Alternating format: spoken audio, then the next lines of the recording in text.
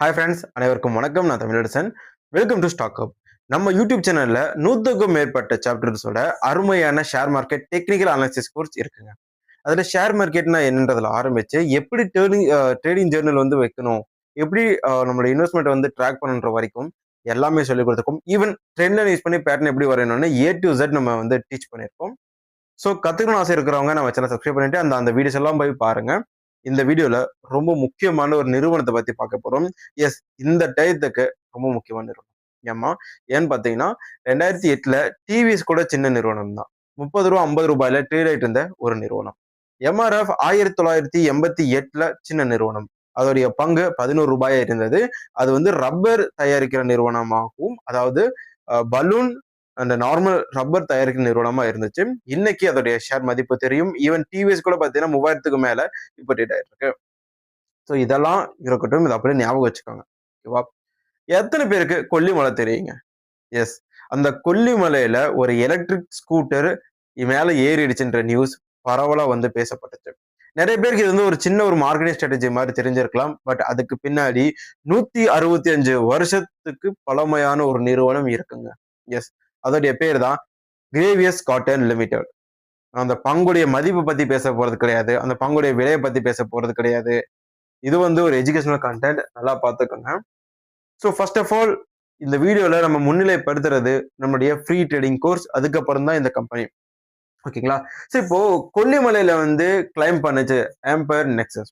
So Amber nexus வந்து gravies காட்டனுடைய ஒரு flagship மாடலான ஒரு வண்டி. ஓகேங்களா? ஸோ ஃபிளாக்ஷிப்னா என்ன? அதிக ஃபியூச்சர்ஸ் அண்ட் அதிக விலை அண்ட் அதிக பிரீமியம்னஸ் கொண்ட ஒரு விஷயத்தை தான் ஃபிளாக்ஷிப் அப்படின்னு சொல்லுவாங்க. இப்போ ரியல்மியோடைய சாதா ஸ்மார்ட் போன் வந்து 9000 ரூபாய் அப்படின்னா, ரியல்மியோடைய ஃபிளாக்ஷிப் மாடல் 45,000 ரூபாய் 65,000 ரூபாய் இருக்கும். ஸோ அதுல அவங்களுடைய வருமானமும் அதிகம், அவங்க கொடுக்குற அந்த ஃபியூச்சர்ஸும் அதிகம். ஸோ அதுக்கு தகுந்த மாதிரியானதான் இந்த ஆம்பர் நெக்ஸஸ்.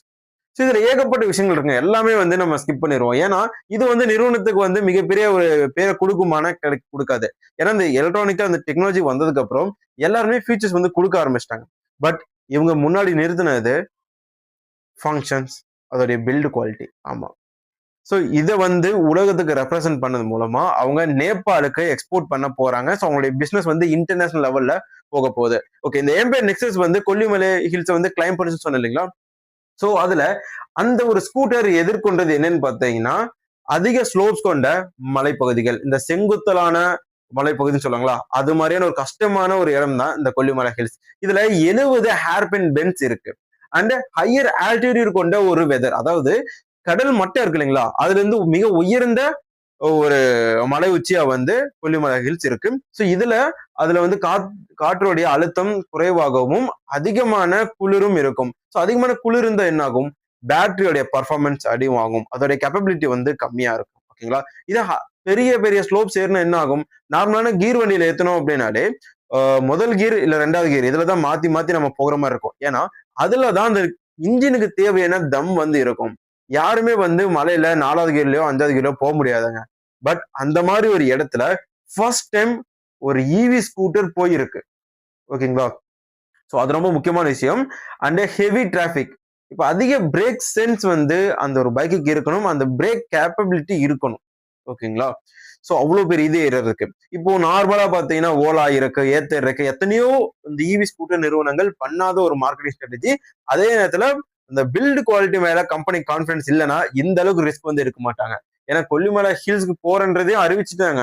ஒருவேளை கிளைம் பண்ணும்போது ஏதாவது தவறு வந்ததுன்னா அந்த நிறுவனத்துடைய ப்ராடக்டே டேமேஜ் ஆயிருக்கும். பட் அவ்வளவு பெரிய ஒரு நம்பிக்கை வச்சு எடுத்திருக்காங்க. ஸோ நான் ரொம்ப ஓவர் ஹைப் பண்ணல, நான் எதையும் திணிக்க வரல, நான் சொல்றதை மட்டும் கொஞ்சம் புரிஞ்சுக்கோங்க.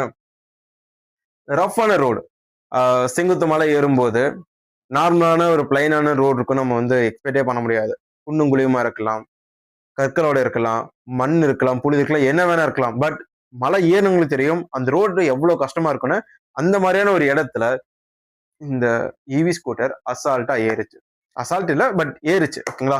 ஸோ இப்படி ஏறினது பார்த்தீங்கன்னா உலகத்துக்கு வந்து ப்ரூவ் பண்ணிடுச்சு, என்னால வந்து எந்த இடத்துல வேணா உங்களை கொண்டு செல்ல முடியும் அப்படிங்கிறது. ஸோ இதுக்கப்புறம் பார்த்தீங்கன்னா எஸ்டிசி ஆட்டோ சொல்யூஷன் லிமிடெட் என்ற நிறுவனம் உள்ள வருது. ஸோ இது வந்து நேபாள லிஸ்ட் ஆன ஒரு நிறுவனம். இந்த நிறுவனத்து கூட டைப் பண்ணி தான் கிரேவியஸ் காட்டன் அப்படின்ற நிறுவனம் அவங்களுடைய இந்த ஆம்பியர் ஸ்கூட்டரை வந்து நேபாளுக்கு எக்ஸ்போர்ட் பண்ண போறாங்க. ஸோ இதுல 2 முக்கியமான விஷயங்கள். ஒண்ணு, இந்த நிறுவனத்துடைய ஸ்கூட்டர்ஸ் வந்து நேபாள்ல விக்கிறாங்க. அதுல ஒரு குளோபல் பிராண்ட் ரெகக்னேஷன் வந்து கிடைக்கும். இது வந்து குளோபல் எக்ஸ்பான்ஷன். ஓகேங்களா? அதுக்கப்புறம் குளோபல் இந்த புக் ஆஃப் ரெக்கார்ட்ஸ் இருக்கு இல்லையா? அதுலயும் வந்து பேர் வாங்கிருச்சு இந்த பைக், இந்த இவி ஸ்கூட்டர். ஓகேங்களா? ஸோ இப்போ நேபாள ஏன் சூஸ் பண்ணியிருக்காங்க அப்படின்னு பார்த்தோம்னா, இப்போ நார்மலான இடத்துல எப்படி வேணா மார்க்கெட்டிங் பண்ணி கொண்டு போயிடலாம். ஓகேவா? பட் நேபாள் அப்படிங்கிறது அந்த மாதிரி கிடையாது. ஸோ நேபாளுடைய வெதர் கிளைமேட்டும் பார்த்தீங்கன்னா இவி ஸ்கூட்டருக்கு சூட்டபிளான கிடையாது. அதனால நார்மலான இவி ஸ்கூட்டர்களை சஸ்டெயின் பண்ண முடியாது. பட் அந்த மாதிரி இடத்துல ஆம்பியர் ஸ்கூட்டர்களை சஸ்டெயின் பண்ண முடியும். இரண்டாவது முக்கியமான விஷயம், அங்க வந்து இவி இன்ஃப்ராஸ்ட்ரக்சர் வந்து இப்போ ஃபோக்கஸ்டா இருக்காங்க. அது வந்து க்ரோத் ஆயிட்டு வந்துட்டு இருக்கு. ஸோ இந்த இடத்துல கரெக்டான நேரத்துல ஆம்பியர் ஸ்கூட்டர் அந்த இடத்துல போறதுனால நல்ல ஒரு ரெகக்னேஷன் வந்து கிடைக்கும். அண்ட் தென் இதோட டியூரபிலிட்டி ஆல்ரெடி கொல்லிமலையில கிளைம் பண்ணதன் மூலமா இந்த ஸ்கூட்டர் ப்ரூவ் பண்ணதுனால ஒரு நல்ல நேமும் இருக்கும். ஸோ உள்ள போகும்போது ஒரு நல்ல பிராண்ட் நேமோட இந்த கிரேவிஸ் காட்டனுடைய ஆம்பியர் நெக்ஸஸ் போகும். ஓகேங்களா? ஸோ இதெல்லாம் ஒரு பக்கம் வச்சுக்கோங்க. அதுக்கப்புறம் இந்த ஸ்மார்ட் ஃபீச்சர்ஸ்லாம் கொடுத்துருக்காங்க. மேப்பு, கால்ஸ் பேசிக்கிறது, மியூசிக் கேட்டுக்கிறது, இது மாதிரி எல்லாமே இருக்கு. அதெல்லாம் விட்டுருங்க. இது வந்து அந்த ஸ்கூட்டரை பத்தினது. ஓகேங்களா? இப்போ நம்ம அந்த நிறுவனத்தை பத்தி பார்ப்போம். கிரேவிஸ் காட்டன் அப்படிங்கிறது 165 வருஷத்துக்கு முன்னாடி இந்தியால உருவாக்கப்பட்ட ஒரு நிறுவனம். இதுல காட்டன் இருந்ததுனால நான் ரொம்ப வருஷமா இது காட்டன் மில்ஸ் கம்பெனின்னு நினைச்சிட்டு இருந்தேன். பட் சமீப காலமா இந்த ஆம்பியர் ஸ்கூட்டர் பத்தின நியூஸ் எல்லாம் வந்ததுக்கு அப்புறம் ஆம்பியர் ஸ்கூட்டரா ஏத்தருக்கு ஸ்டாக் இருக்கு, ஓலாக்கு ஸ்டாக் இருக்கு, ஆம்பியர் கிளை அப்படின்னு சொல்லி நான் தேடி படிக்கும் போதுதான் இது வந்து இந்த நிறுவனத்தோட சப்சிடி நிறுவனம்னு எனக்கு தெரிய வந்தது. ஓகே, இதுல காட்டன்ற பேர் இருக்கே, இது காட்டனுக்கு ஏதாவது ஒரு கான்ட்ரிபியூட் பண்ணுதான்னு கேட்டீங்கன்னா கிடையாதுங்க. இந்த நிறுவனம் ஆரம்பிக்கும் போது காட்டன் மில்ல தயாரிக்கக்கூடிய அந்த மிஷின்ஸை வந்து தயாரிக்கிற வேலையில ஈடுபட்டாங்க. ஓகேங்களா? ஸோ அதுக்கப்புறம் இவங்களுடைய ஃபுல் ஃபோக்கஸும் பார்த்தீங்கன்னா மொபிலிட்டி, டெக்னாலஜி, இன்ஜின்ஸ் அது மேல வந்து ஃபோக்கஸ் ஆயிடுச்சு. ஸோ இப்போ அதிகமா எது மேல ஃபோக்கஸ் பண்றாங்கன்னா clean energy solutions, clean energy mobility, இதுல தான் வந்து அவங்க ஃபோக்கஸ்டா இருக்காங்க. ஸோ இதுல பாத்தீங்க அப்படின்னா அவங்ககிட்ட வந்து ஏகப்பட்ட கிளை நிறுவனங்கள் இருக்கு. அதை 5 வகையில பிரிக்கலாம். ஒண்ணு, இன்ஜினியரிங், இந்த மிஷின்ஸ் தயாரிக்கிறது, சேல்ஸ் பண்றது, இந்த மாதிரியான விஷயங்கள். மொபிலிட்டி, இந்த ஸ்கூட்டர் இருக்கு இல்லைங்களா அது. ரிட்டெயில், இப்போ நம்ம வந்து அவங்க நம்ம கிட்ட வித்ததுக்கு அப்புறம் அதுக்கான தேவையான ஸ்பேர் பார்ட்ஸ் முதற்கொண்டு தயாரிச்சு அதை ரிட்டெயில் ஷோரூம்ஸ் மூலமா கொண்டு போய் கொடுக்குறாங்க. ஃபினான்ஸ், இவங்க வந்து ஃபினான்ஸ் தொழிலையும் இருக்காங்க. டெக்னாலஜிஸ்ன்றது பார்த்தீங்கன்னா இந்த இன்ஜின்ஸுக்கு தேவையான டெக்னாலஜி, ஸ்மார்ட் எக்யூப்மெண்ட்ஸ் இதையும் தயாரிச்சு விற்கிறாங்க இந்த கிரேவிஸ் காட்டன். ஆக மொத்தம் காட்டன் பேரு தான் வச்சிருக்காங்க, காட்டனையும் தயாரிக்கல, காட்டன் சம்பந்தப்பட்ட அப்பேரல்ஸ்குள்ளேயும் இவங்க போகல. இது வந்து முன்னாடி ஆரம்பிக்கும் போது இந்த பேர்ல ஆரம்பிச்சதுனால அதை அப்படியே கொண்டு போயிட்டு இருக்காங்க. சரிங்களா? இப்போ இவங்க கிட்ட என்னென்ன இருக்குன்னு பாத்தீங்கன்னா 3 மிகப்பெரிய மேனுஃபேக்சரிங் யூனிட் இருக்கு, 400 அவுட்லெட்ஸ் இருக்கு. அதாவது கஸ்டமர் சர்வீஸ் பாயிண்ட்ஸ், டச் பாயிண்ட்ஸ்னு வச்சுக்கலாம். ஓகேவா? இதன் மூலமா மக்களுக்கு நல்ல சர்வீஸ் வந்து கொடுக்குறாங்க. இப்போ கோயம்புத்தூர்லயே பாத்தீங்கன்னா ஏகப்பட்ட இடத்துல ஆம்பியர் ஷோரூமே நம்மளால பார்க்க முடியுது. மக்கள் வாங்குறவங்களும் நல்லா போயிட்டு இருக்காங்க. ஸோ நான் பிராண்டை ப்ரொமோட் பண்ணல, எதையும் ப்ரொமோட் பண்ணல, கம்பெனியோட பர்ஃபார்மன்ஸ் சொல்ல போறாரு. ஓகே, இப்போ அந்த நிறுவனத்துடைய ஆனுவல் ரிப்போர்ட்ஸ்ல இருந்து எடுக்கப்பட்ட சில தகவல்களை இப்போ நான் பரிமாறிக்கிறேன். என்னன்னு பார்த்தீங்கன்னா பினான்சியல் இயர் 2023-24 உண்டான டீடைல்ஸ், பினான்ஸ் இயர் 2024 to 25 உண்டான டீடைல்ஸ். ஸோ 25 to 26 இனிமேல் தான் வரும், வந்ததுக்கு அப்புறம் நம்ம பார்த்துக்கலாம். ஓகே ஃப்ரெண்ட்ஸ், ரெவென்யூ 2697 சரி 91.7 இதனாயிரம் கோடி ரெவென்யூ. அதுவே பார்த்தீங்கன்னா போன வருஷத்துக்கு கம்பேர் பண்ணும்போது 2915, ஸோ ரெவென்யூ 224 கோடி இருக்கு, உயர்ந்திருக்கு. நல்லா பார்த்துக்கோங்க. இந்த ஆம்பயர் ஸ்கூட்டரை வந்து அறிமுகப்படுத்துறதுக்கு முன்னாடியே இவங்களுடைய ரெவென்யூ அதிகமாக ஆரம்பிச்சிருச்சு. டோட்டல் இன்கம் 2749.04 கோடிகள், அதுவும் 3101 கோடி அளவுக்கு உயர்ந்துச்சு.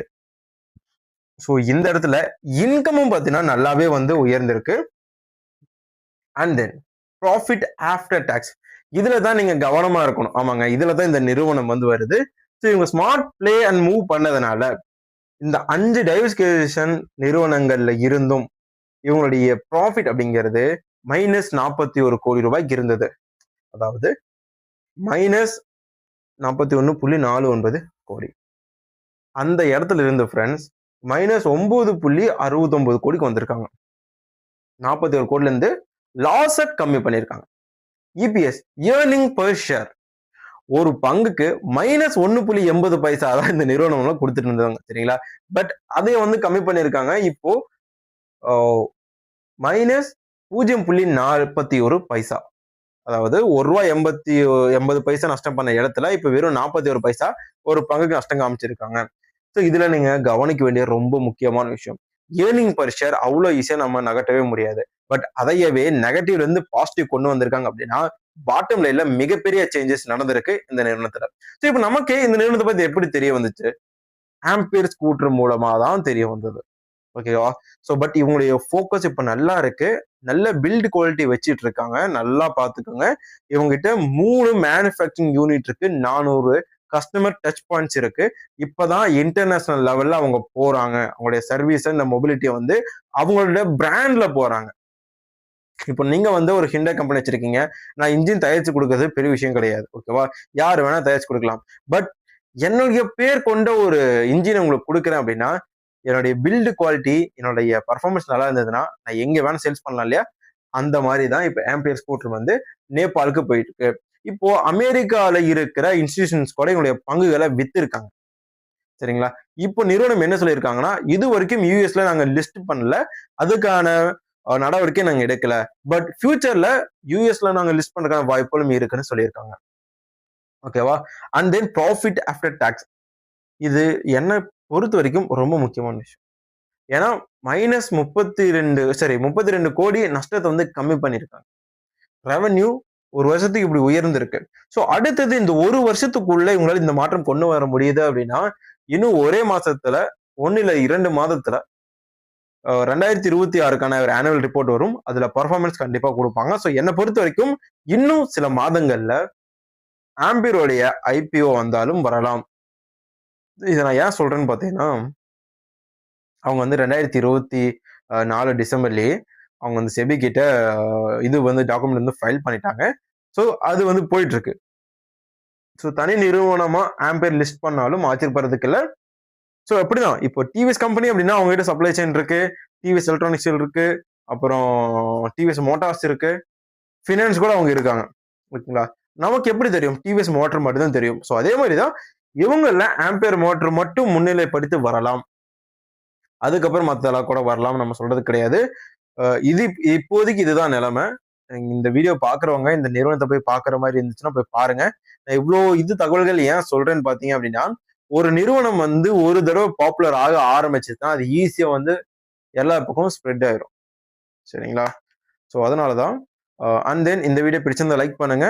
தேங்க்ஸ் ஃபார் வாட்சிங். டாடா பை பை. மெயினா உங்களுடைய சப்போர்ட் எனக்கு தேவை, அதை கொடுத்துருங்க.